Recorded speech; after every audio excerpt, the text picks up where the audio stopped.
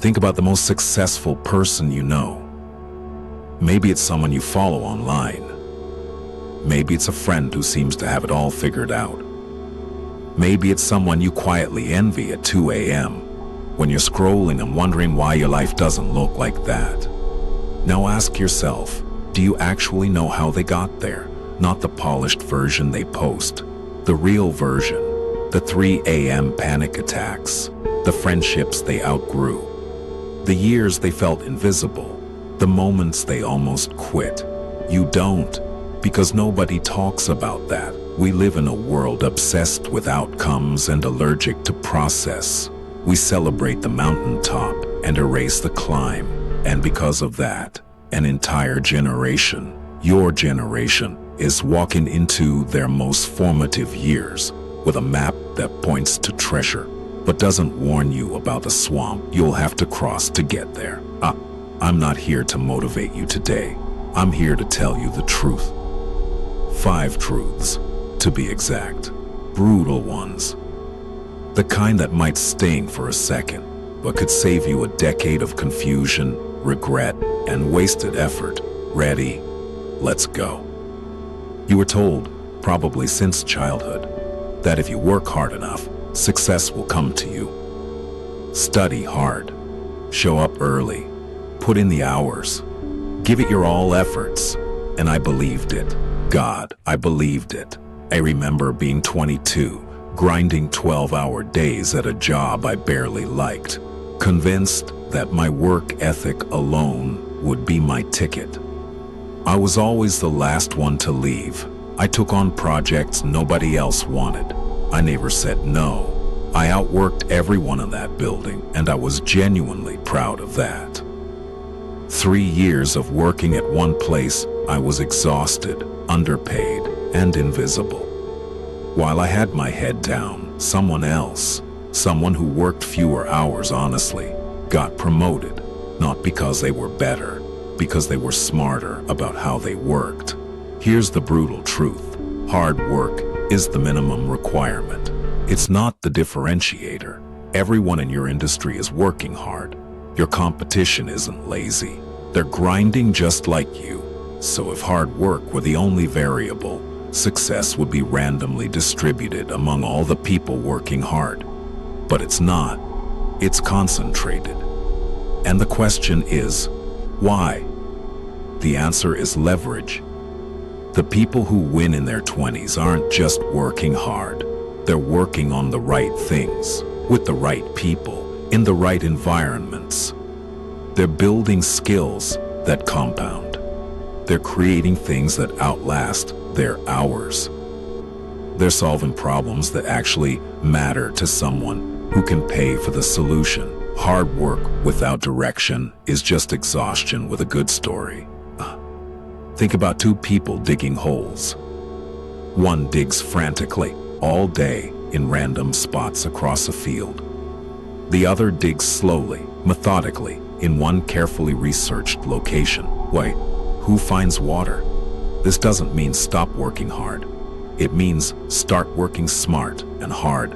Add strategy to your sacrifice. Add intention to your effort. Ask yourself regularly, is this hard work moving me towards something that matters, or am I just busy? Because busy and productive are not the same thing. Tired and progressing are not the same thing. Effort and effectiveness are not the same thing. Your 20s will demand everything from you.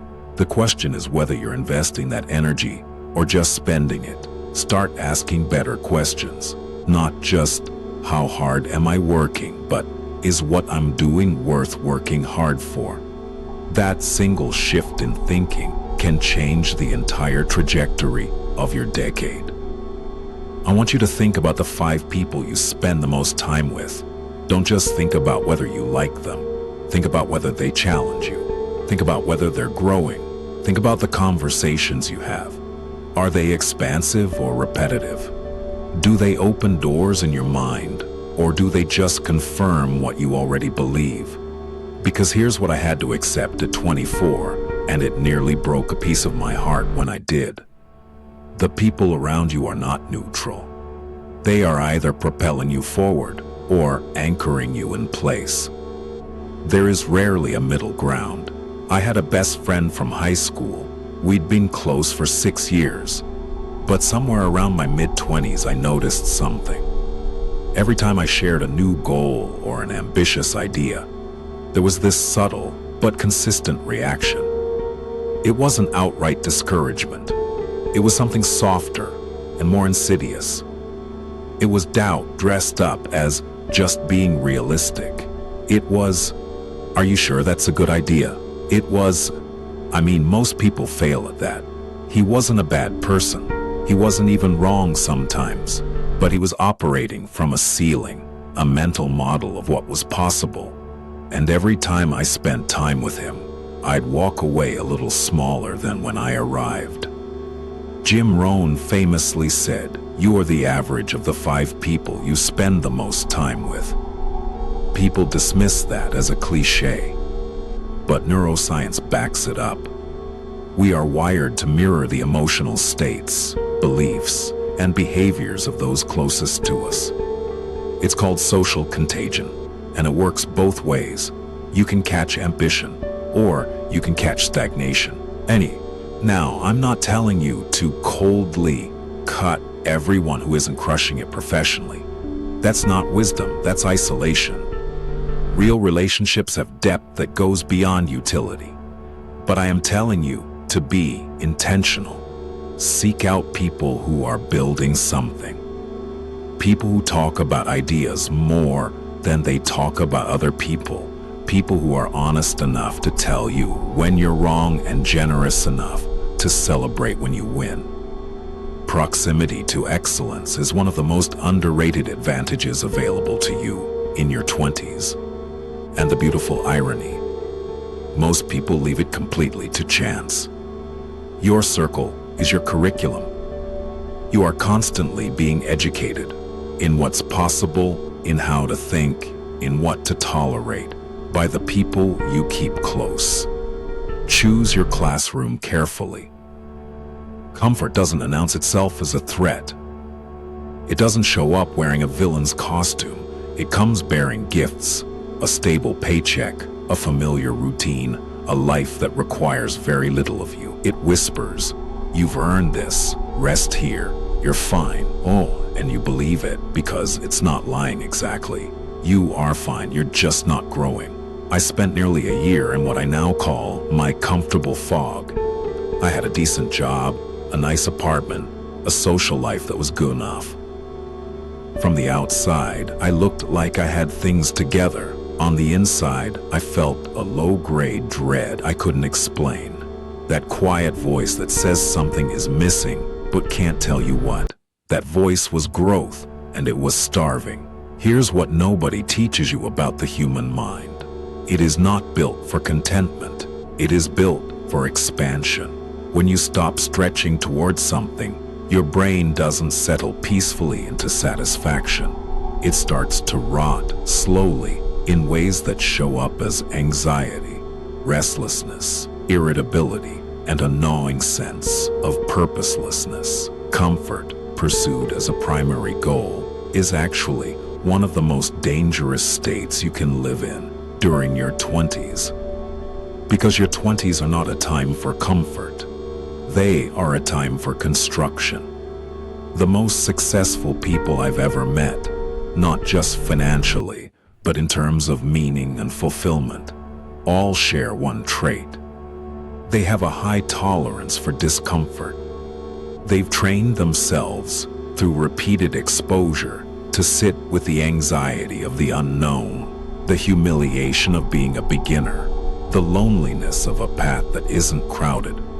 They chose the difficult conversations, the risky career pivots, the public failures, the early mornings when no one was watching and nothing was working yet.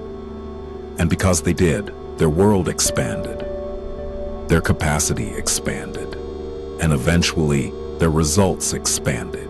You are not going to accidentally drift into your best life. You're going to have to build it, and building is always uncomfortable. Every skill that will make you exceptional is currently on the other side of something that makes you nervous. Every relationship that will change your life lives just past the moment of awkward introduction. Every version of you that you're proud of is waiting behind a series of hard decisions you've been postponing. Comfort is not your reward for working hard. Comfort is a checkpoint, not a destination. Rest there briefly, then keep moving. The life you want is not in the comfort zone. It never was. We have a catastrophic relationship with failure in this culture. From the time we're children, failure is framed as something to be avoided, hidden, and ashamed of. You fail a test. You're stupid. You fail at a business. You're irresponsible. You fail publicly. You're a cautionary tale. And so we learn, early and deeply, to protect ourselves from failure at almost any cost. We pick the safer path. We aim for the B+ instead of swinging for the A. We don't start the thing because not starting is safer than starting and failing. Here's the truth that I'm still learning to fully internalize. Failure is not the opposite of success. It is the path to it. Every person you admire has a failure resume longer than their highlight reel. Every skill you consider yourself good at today was once something you were embarrassingly bad at. Every success story, when told honestly, is just a failure story with a different ending. I failed at my first attempt at an entrepreneurship so publicly that people I respected stopped taking my calls. I launched a product nobody wanted. I invested money I didn't have. I told people it was going to work, but it didn't work at that time. That period of my life was genuinely one of the most humiliating experiences I've ever had. But here's what happened after the humiliation. I learned things no book, course, mentor, or podcast could have taught me. I learned exactly why it failed. I learned what I was missing in knowledge, in skill, in emotional resilience. I learned what I was made of when things fell apart. And I learned that failure, while brutal, is survivable. That knowledge alone is worth a fortune. Because once you know failure won't destroy you, you stop being so afraid of it. And once you stop being afraid of it, you stop shrinking your ambitions to fit inside your fear. There's a word in Japanese, kaizen, that means continuous improvement through small, iterative steps. The philosophy isn't about perfection, it's about perpetual learning. The assumption is that you are always incomplete, always capable of improvement, and the most valuable data comes from real-world attempts, not theoretical planning. Your failures are data. They are the most expensive, most credible, most irreplaceable data you will ever collect. The question isn't whether you will fail. You will. The only question is whether you will be too proud or too afraid to learn from it. Permit yourself to be a beginner. Permit yourself to be wrong. Permit yourself to look stupid in the service of getting better. Because the people are playing it safe, they're not avoiding failure. They're just failing quietly and calling it stability. This is the one that scares me most to tell you, because part of you won't believe it until you experience it yourself. You will achieve something you've worked incredibly hard for, something you've sacrificed for, prayed for, stayed up late building. And you will feel it for maybe a day, maybe a week, and then it will go flat. And then you will quietly, confusingly, find yourself setting the next goal, chasing the next milestone, looking for the next thing. This is called hedonic adaptation. And it is the silent thief at the center of almost every success story that ends in emptiness. Our brains are magnificently bad at predicting what will make us happy. We imagine the destination and we feel the emotions of arrival. We feel the joy, the relief, the pride.